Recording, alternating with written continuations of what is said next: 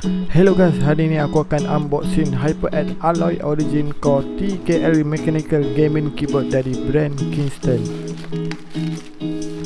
So untuk pengetahuan korang, Alloy Origin Core ni dia ada 3 jenis variant switch yang dikeluarkan oleh Kingston. Kalau korang tertanya-tanya kenapa aku pilih keyboard ni, salah satu dia lebih compact and minimalis, mudah dibawa, tak serabut bila letak atas meja, dan workspace pun lebih luas. Dan yang paling penting sekali, this produk sangat berkualiti dan different dari brand-brand yang sedia ada. Untuk material, Kingston menggunakan material jenis full aircraft grade aluminium body. Kapal terbang guys, kapal terbang.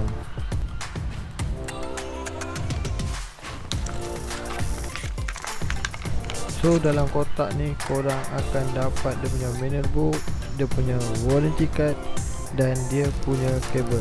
Dan yang paling penting, dia punya keyboard tu guys. So untuk keyboard aku kali ni memang aku nak guna red switch, sebab aku dah rasa dah red switch macam mana. So aku nak share dekat korang macam mana bunyi dia. Layan guys.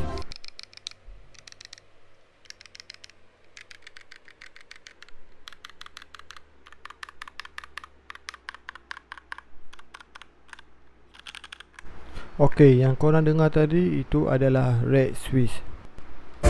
Okey, jom kita go to next feature yang Kingston offer. Okey, apa yang korang tengah tengok sekarang ni, ini adalah 100% anti-ghosting and anti rollover functionalities. Okey, part ni memang aku suka, sebab feature yang dia offer ni memang aku betul-betul guna untuk kaki spam, FPS gamer kan, anti rollover functionalities dan 100 anti ghosting ni. Contohnya kalau aku hentam sampai 20-30 key pun dia tetap register dalam korang punya CPU.